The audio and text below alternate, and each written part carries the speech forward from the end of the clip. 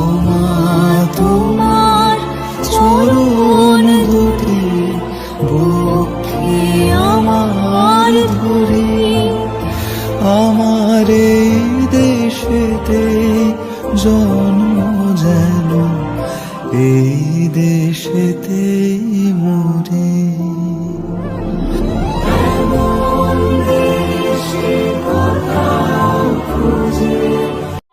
উদ্দেশ্যে বলেছিলেন, তোমরা আমাকে রক্ত দাও, আমি তোমাদের স্বাধীনতা দেব। 1945 খ্রিস্টাব্দের এক বিমান দুর্ঘটনায় এই মহান নেতা দেহত্যাগ করেন। নমস্কার। 1945 সালের এই ঘটনা এখনো পর্যন্ত দেশবাসী মেনে নেয়নি। তারা তাদের প্রিয় নেতাজি যে মারা গেছে সেই বিষয় সম্পর্কে এখনো সন্দিহান রয়েছে। এটা বলা হয় যে সত্যিকারের জীবন মৃত্যু ভগবানের হাতে। নেতাজি এমন একজন ব্যক্তিত্ব ছিলেন যে তার মৃত্যুটাও হয়েছিল দেবতার মতো, যেটা এখনো ভারতবাসী সত্যিই তাদের মনের মধ্যে এখনো তাদের সন্দেহ রয়েছে যে সত্যিই তারা তাদের নেতাজিকে হারিয়েছেন কিনা। কারণ তারা এখনো আশা করে যে নেতাজি একদিন আবার ফিরে আসবে তাদের কাছে। যাই হোক, এরপর আমরা অনুষ্ঠানটিকে এগিয়ে নিয়ে যাব। এরপর একটি কবিতা পাঠ করে শোনাবে চতুর্থ শ্রেণীর ছাত্র সূর্যকান্ত মণ্ডল। নমস্কার। আজ 23শে জানুয়ারি নেতাজি সুভাষচন্দ্র বসুর জন্মদিন উপলক্ষে আমি কিছু বলতে চাই। নেতাজি মানে না কোনো শৃঙ্খলা বাধা বন্ধন। নেতাজি মানে বজ্র কঠিন ভুলে যাওয়া যত ক্রন্দন। নেতাজি মানে না কোনো স্বদেশের প্রতি অপমান। নেতাজি মানে দীপ্ত কণ্ঠে স্বাধীনতার জয়গান। নেতাজি মানে স্বরাজ আমার ছিনিয়ে নেব আমি। নেতাজি মানে রক্তের চেয়ে স্বদেশ অনেক দামি। নেতাজি মানে বিপ্লব বুকে আমি সবার সেরা। নেতাজি মানে ছদ্মবেশে স্বাধীনতার খুঁজে ফেরা। নেতাজি মানে রক্ত দিয়ে লিখব দেশের নাম। নেতাজি মানে স্বাধীনতা, শুধু স্বাধীনতার হার দাম। নেতাজি মানে স্বরাজের গান আমরা গেয়ে গেলাম। নেতাজি তুমি প্রিয় সবার, সেলাম তোমারে সেলাম। নমস্কার। কথা বলে শোনাচ্ছে তৃতীয় শ্রেণীর ছাত্রী সর্বশ্রী। আমি নেতাজি সুভাষচন্দ্র সম্পর্কে কিছু বলতে চাই।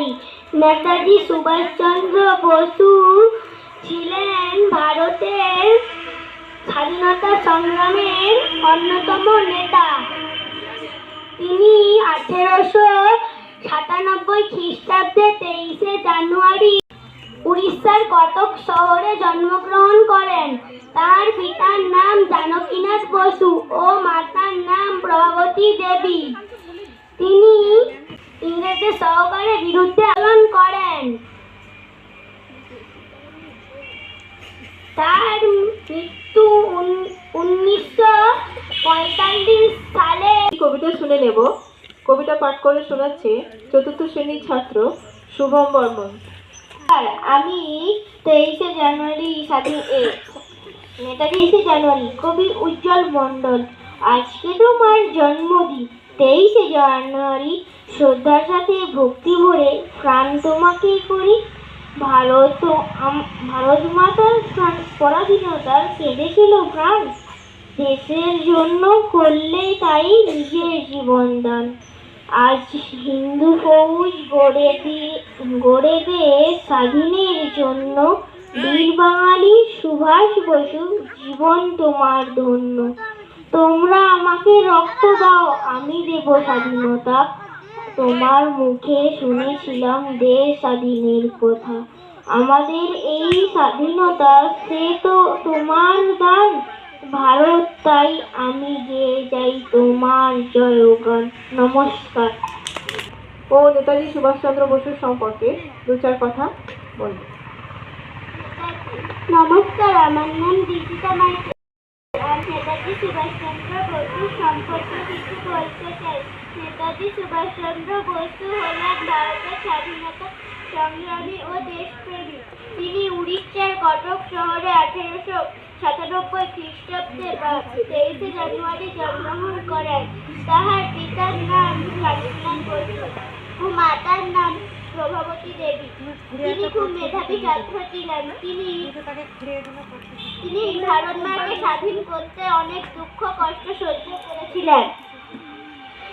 তিনি 1945 খ্রিস্টাব্দে এক বিমান দুর্ঘটনায় এই মহান নেতা দেহত্যাগ করেন। নমস্কার, আমার নাম অঙ্কিতা শাসমল। আমি একটি কবিতা আবৃত্তি করে শোনাচ্ছি। কবিতার নাম প্রণাম তোমায় নেতাজি, কবি জ্যোতির্ময় চট্টোপাধ্যায়। বাংলা মায়ের বীর সন্তান বিপ্লবী বীর নেতাজি, দেশের নেতা সবার নেতা, নেতা নেতা নেতাজি। কে জানে আজ কোথায় তুমি, কোন সে ধ্যানে মগ্ন গো। নবীন ভারত গড়বে তুমি, সেই তো ছিল স্বপ্ন গো। আশায় আশায় দিন কেটে যায়, হায় গো কোথায় নেতাজি। আজও তোমার মহান বাণী, অমর বাণী জয় হিন্দ। চিত্ত করে উদ্দীপিত জয় হিন্দ, আজাদ হিন্দ। শঙ্খে শঙ্খে বন্দনা গাই, প্রণাম তোমায় নেতাজি। নমস্কার। আবার একটি বক্তব্য শুনে নেব। এবার আনিক মণ্ডল, কেজি 2 থেকে আসছে আনিক মণ্ডল। আনিক মণ্ডল নেতাজির সম্পর্কে দু চার কথা বলেছেন। আমি নেতাজি সম্পর্কে কিছু বলতে চাই। সুভাষচন্দ্র বসু হলেন ভারতের স্বাধীনতা সংগ্রামী ও দেশপ্রেমিক। তিনি তাহার কটক শহরে জন্মগ্রহণ করেন। তাহার পিতার নাম জানকীনাথ বসু ও মাতার নাম প্রভাবতী দেবী। তিনি খুব মেধাবী ছাত্র ছিলেন। তিনি ভারত মাতাকে স্বাধীন করার জন্য অনেক দুঃখ কষ্ট সহ্য করেছিলেন। তিনি ভারতবাসীদের উদ্দেশ্যে একটা কথা বলেছিলেন, তোমরা রক্ত দাও, আমি তোমাদের স্বাধীনতা দেব। 1945 খ্রিস্টাব্দে এক বিমান দুর্ঘটনায় তিনি দেহত্যাগ করেন। এই উপলক্ষে আমি একটি কবিতা বলে শোনাচ্ছি। নেতাজি নেতাজি প্রিয় নেতাজি, আজাদ হিন্দ ফৌজের ওহে গুরুজি। হাসি মারা খেলি মারা গাহি কত গান, এসে তোমরাও দেখা চাই তব প্রাণ। 23 জানুয়ারি বড় শুভ দিন, স্মরণ করিয়া নাহি মরাহীন। ভাই বোন সবে মিলে গাছি কত কথা, সহিয়ে তোমার চরণ নত করি মাথা।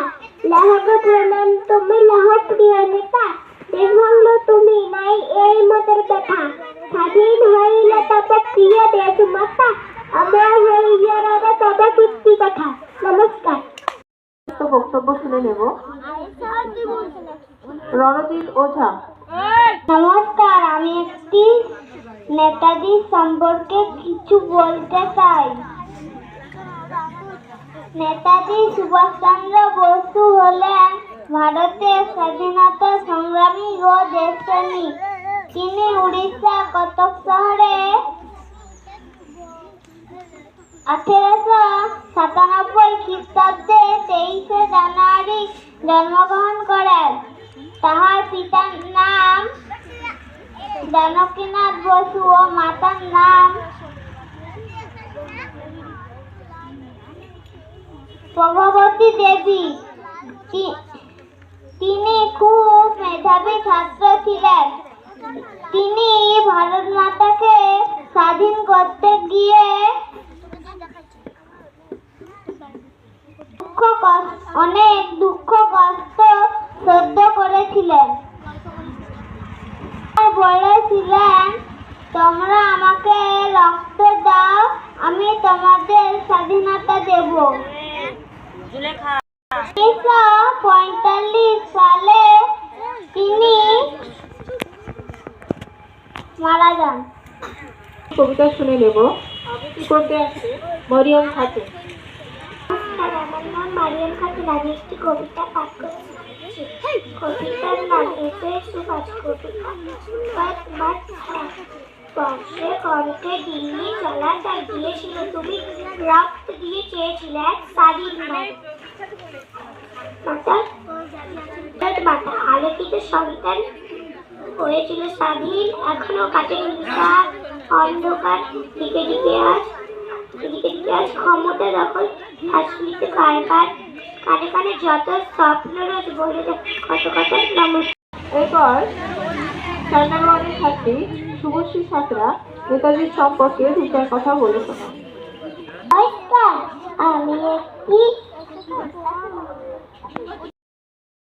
নেতাজি সম্পর্কে কিছু বলতে চাই। নেতাজি সুভাষচন্দ্র বসু হলেন ভারতের স্বাধীনতা সংগ্রামী ও দেশপ্রেমিক। শহরে 1897 খ্রিস্টাব্দে 23শে জানুয়ারি জন্মগ্রহণ করেন। তার পিতার নাম জানকীনাথ বসু ও মাতার নাম প্রভাবতী দেবী। তিনি খুব মেধাবী ছাত্র ছিলেন। দেশের স্বাধীনতা করতে অনেক দুঃখ কষ্ট সহ্য করতে হয়েছিল। বলেছিল, তোমরা আমাকে রক্ত দাও, আমি তোমাদের স্বাধীনতা দেব। 1945 খ্রিস্টাব্দে এক বিমান দুর্ঘটনায়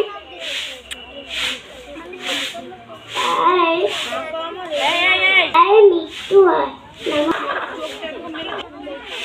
আমরা একদম অনুষ্ঠানের শেষে চলে এসেছি। প্রথম পর্বের অনুষ্ঠানের একদম শেষ পর্যায়ে চলে এসেছি। আরেকবার কবিতার মাধ্যমে অনুষ্ঠানের প্রথম পর্বের সমাপ্তি ঘোষণা করব, কারণ এরপর রয়েছে আমাদের অঙ্কন প্রতিযোগিতা, এবং অঙ্কন প্রতিযোগিতা আমরা ঠিক 12টাতে শুরু করব। তার আগে প্রস্তুতির জন্য আমাদের 2-5 মিনিট দরকার।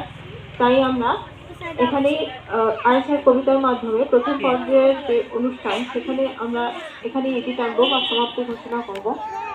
আজকে এখানে যে সমস্ত ছাত্রছাত্রীরা 2-4 কথা বলে গেলেন, তারা কিন্তু অনেক জায়গায় বা ভুল করেছে।